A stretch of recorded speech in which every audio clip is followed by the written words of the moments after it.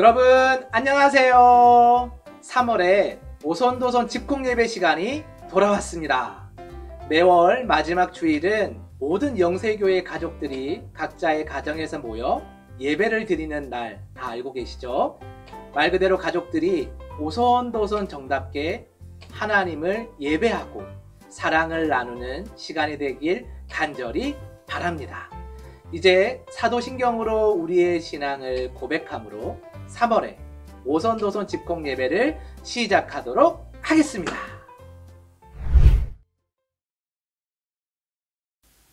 나는 전능하신 아버지 하나님 천지의 창조주를 믿습니다. 나는 그의 유일하신 아들 우리 주 예수 그리스도를 믿습니다.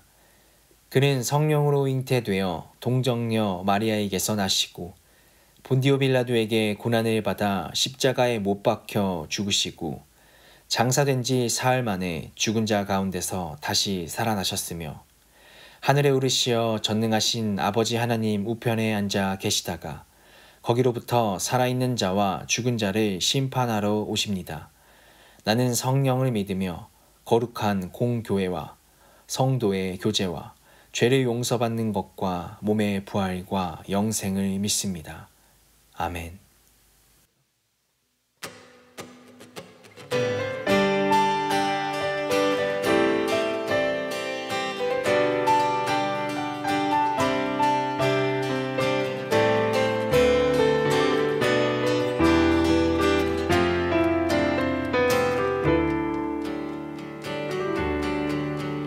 주의 약속하신 말씀 위에서 영원토록 주를 찬송하리라. 소리 높여 주께 영광 돌리며 약속 믿고 굳게 서리라. 주의 약속하신 말씀 위에서 세상 염려 내게 염습할 때에 말씀으로 힘써 싸워 이기며 약속 믿고 굳게 서리라. 성령의 검을 들고 구원의 투구를 쓰고 믿음의 방패와 진리의 띠로 말씀 위에 굳게 서리라. 성령의 검을 들고 구원의 투구를 쓰고 곧 하나님의 말씀을 가지라. 우리 고백할까요? 주의 약속하신 말씀 위에서 영원하신 주의 사랑 힘입고 성령으로 힘써 싸워 이기며 약속 믿고 굳게 서리라. 주의 약속하신 말씀 위에서 성령 인도하는 대로 행하며 주님 품에 항상 안식 얻으며 약속 믿고 굳게 서리라. 성령의 검을 들고 구원의 투구를 쓰고 믿음의 방패와 진리의 띠로 말씀 위에 굳게 서리라. 성령의 검을 들고 구원의 투구를 쓰고 곧 하나님의 말씀을 가지라.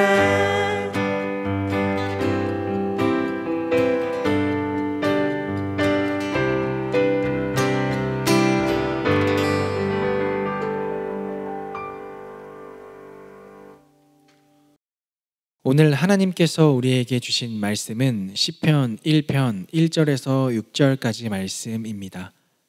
복 있는 사람은 악인들의 꾀를 따르지 아니하며 죄인들의 길에 서지 아니하며 오만한 자들의 자리에 앉지 아니하고 오직 여호와의 율법을 즐거워하여 그의 율법을 주야로 묵상하는도다.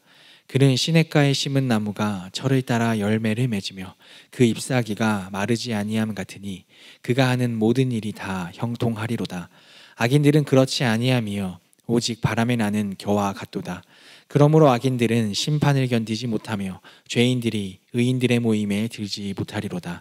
무릇 의인들의 길은 여호와께서 인정하시나 악인들의 길은 망하리로다. 아멘. 여러분은 복이 뭐라고 생각하세요? 이 복이라는 건 사람이 다 가지고 싶은 그 무언가인데 여러분은 과연 이 복을 무엇이다 라고 이야기할 수 있으시겠습니까? 여러분, 그런데 기억해야 될 게 있어요. 세상이 말하는 복과 성경이 말하는 복은 다르다라는 겁니다. 그럼 세상 사람들이 말하는 복은 뭘까요? 돈, 명예, 건강, 인기. 만약에 자녀들이 있다면 대학이나 성적 혹은 직업도 이 복에 들어가겠죠. 그런데 하나님을 믿는 사람들, 특별히 시편 1편이 이야기하는 복은 그것이 아니다라는 거예요. 여러분, 실망하셨습니까? 실망하시지 말고 함께 말씀 안으로 더 깊이 들어가 볼까요? 성경이 말하는 복은요, 하나님과 함께 하는 것이에요. 여러분, 크리스마스 때, 성탄절 때 항상 듣는 하나님의 이름이 있어요. 뭘까요? 임마누엘입니다. 그렇죠? 뜻은 바로 하나님이 우리와 함께 계신다입니다. 여러분, 이게 가장 큰 복이에요. 자, 다시 또 설명하자면 하나님이 함께 하신다는 것을 뭐라고 표현할 수 있을까? 그건 바로 하나님과 함께는 말씀과 함께다라고 말할 수 있겠습니다. 요한복음 1장 1절에 이렇게 기록되어 있어요. 태초에 말씀이 계시니라. 이 말씀이 곧 하나님이시니라. 아멘. 하나님이 곧 말씀이기 때문에 그 말씀 안에 거한다라는 건 하나님과 함께 있다는 것이고 이게 곧 복이라는 것이죠. 자, 이제는 시편 1편을 통해 하나님이 우리에게 주시는 믿음의 도전, 이 세 가지를 한번 생각해 보도록 하겠습니다. 먼저 첫 번째입니다. 말씀은 삶의 기준을 제시해 줍니다. 1절 상반절을 제가 봉독해 드릴게요. 복 있는 사람은 악인들의 꾀를 따르지 아니하며. 아멘. 초반에 복의 개념을 뭐라고 얘기했죠? 하나님과 함께라고 이야기했습니다. 자, 이것을 우리 적용해가지고 다시 한번 1절을 읽어볼게요. 하나님과 함께인 사람은 악인들의 꾀를 따르지 아니한다. 여기서 말하는 악인은 세상의 사람들을 아마 뜻할 건데요. 자, 정리해보면 이것입니다. 하나님과 함께하는 사람의 삶의 기준과 세상 사람들의 삶의 기준이 같다 다르다? 다르다라는 것이고 달라야 한다라는 것입니다. 우리가 그리스도인일 수 있는 이유는 교회를 다니고 안 다니고 이 차이가 아니라 삶의 이 기준점의 차이여야 한다라는 것이죠. 말씀에 순종하는 사람의 삶의 기준은 곧 하나님이시고 복된 사람이 된다라는 겁니다. 자, 두 번째 믿음의 도전 함께 볼까요? 둘째, 말씀은 삶의 자리를 풍성하게 합니다. 우리 3절 상반절을 제가 봉독해 드립니다. 그는 시냇가에 심은 나무가 철을 따라 열매를 맺으며 그 잎사귀가 마르지 아니함 같으니. 아멘.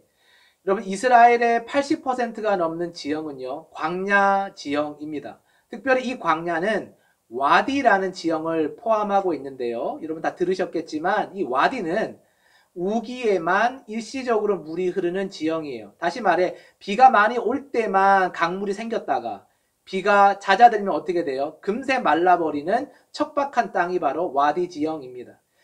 여러분 생각해 보세요. 와디 지형에 물이 잠깐 났다고 우리 풀이나 나무가 생겼다라고 가정해 보세요. 그럼 그 풀과 나무가 365일 동안 유지가 될까요? 아니면 곧 말라버릴까요? 곧 말라버리죠. 왜냐하면 생명수가 없기 때문입니다.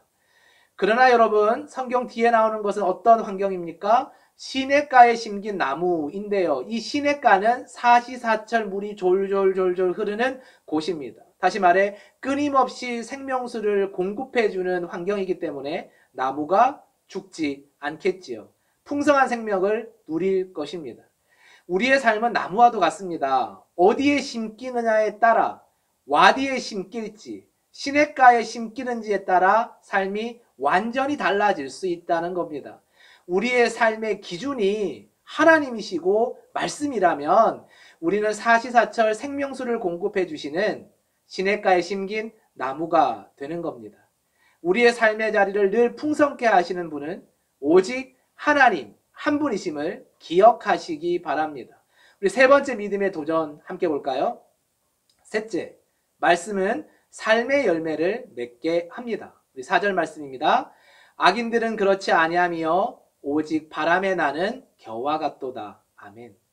농촌에서 기계가 아닌 키를 가지고 우리 탈곡한 것을 본 적이 있으시죠? 우리 키는 이렇게 생긴 물건인데 여기에다가 곡식을 올려놓고 털면 알곡과 가라지가 나뉘는 것이죠. 추수기에 농부들은 타작마당에서 쇠갈퀴로 곡식을 공중에 집어 던집니다. 이때 알맹이가 견실한 곡식은 무거우니까 바닥에 떨어지고 키에 떨어지고 가벼운 겨나 껍질은 어떻게 되겠어요? 바람에 날려서 휙 하고 사라져 버리는 거예요. 다시 말하자면 농부의 입장에서 바람에 날리는 겨는 쓸모가 전혀 없는 존재라는 겁니다. 하나님은 4절 말씀을 통해 하나님의 말씀만이 우리의 삶을 열매 맺게 할 수 있음을 말씀하고 있습니다. 열매 맺지 못하면, 이 알곡을 맺지 못하면 바람에 나는 겨와 전혀 다를 바가 없습니다. 우리는 우리의 삶을 풍성케 열매 맺게 하시는 하나님의 말씀에 늘 가까이 있어야 합니다. 그리고 순종할 수 있어야 하겠습니다. 시편을 우리는 흔히 지혜서라고 부릅니다. 여러분, 어떤 지혜를 말하는 걸까요? 시편 1편의 모든 내용을 하나로 요약한다면 잠언 1장 7절이 된다고 저는 생각합니다. 상반절을 제가 봉독해 드리겠습니다. 여호와를 경외하는 것이 지식의 근본이거늘. 아멘. 여호와를 경외하는 것. 다시 말해 하나님을 사랑하고 그 말씀을 가까이 붙드는 것이 곧 세상의 모든 지식의 근본이다라는 거죠. 즉 우리의 삶의 기준이 되는 것이 말씀이라는 것이죠. 이 시간 함께 예배드리는 우리 모든 영세 가족들이 하나님의 말씀을 살아내고 그 말씀 안에서 기쁨으로 순종하며 나아가기를 간절히 바랍니다. 이제 오늘 주신 하나님의 약속의 말씀을 붙들고 우리 가족들과 함께 기도의 자리로 나아가도록 하겠습니다. 특별히 이 시간은 설교자인 제가 기도를 인도하는 것이 아니라 지금 여러분과 함께한 자리에서 예배 드리고 있는 가족들, 지체들과 함께 기도의 교제를 나누기를 원합니다. 여러분의 오른쪽에 있는 지체를 한번 바라봐 주시겠습니까? 하나님께서 온 세상보다 더 사랑하시는 하나님의 형상입니다. 이 시간 그 지체를 하나님의 형상이라 고백하며 두 손을 꼭 잡고 기도하기 원합니다. 첫 번째 기도 제목입니다.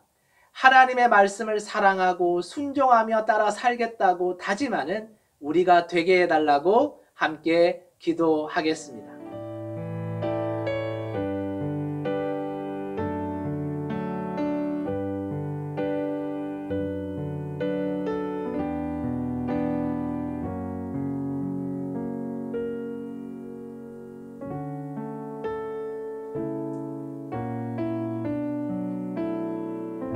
두 번째 기도 제목입니다. 하나님의 말씀이 우리의 삶의 기준이 되게 하셔서 하나님의 뜻을 이루며 살아가는 복된 가정으로 세워지게 해달라고 함께 기도하겠습니다.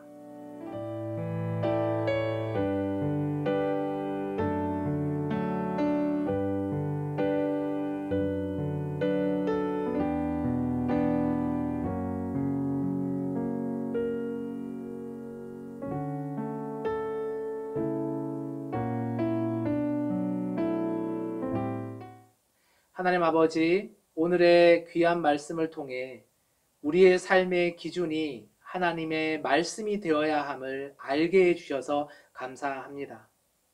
하나님의 말씀은 곧 복이다라고 말씀하셨습니다.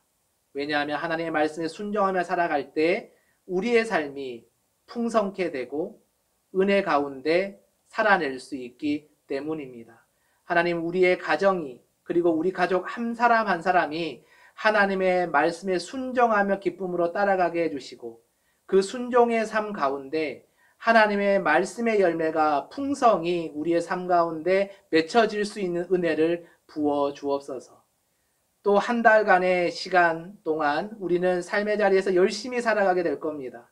그 삶의 자리에서 하나님의 말씀에 순종하며 열심히 살아낼 수 있도록 우리 한 명 한 명을 주님께서 붙드시고 인도하여 주셔서 온전히 하나님의 기쁨과 영광이 되는 우리 가정과 가족이 될 수 있도록 주께서 역사하여 주옵소서. 이 모든 말씀을 거룩하신 예수 그리스도의 이름으로 기도드립니다. 아멘. 하늘에 계신 우리 아버지, 아버지의 이름을 거룩하게 하시며 아버지의 나라가 오게 하시며 아버지의 뜻이 하늘에서와 같이 땅에서도 이루어지게 하소서. 오늘 우리에게 일용할 양식을 주시고 우리가 우리에게 잘못한 사람을 용서하여 준 것 같이 우리 죄를 용서하여 주시고 우리를 시험에 빠지지 않게 하시고 악에서 구하소서. 나라와 권능과 영광이 영원히 아버지의 것입니다. 아멘. 3월의 미션 챌린지는 고난주간 묵상일기 만들기입니다. 내일부터 고난주간이 시작됩니다. 고난주간을 맞아 가족들과 함께 나를 향한 예수님의 사랑에 관한 묵상일기를 써보세요. 미션 챌린지 인증샷은 다음 세대 교육부 카톡 채널로 보내주시고 가족 묵상집의 사진을 보내주신 가정에게는 푸짐한 상품을 드리겠습니다.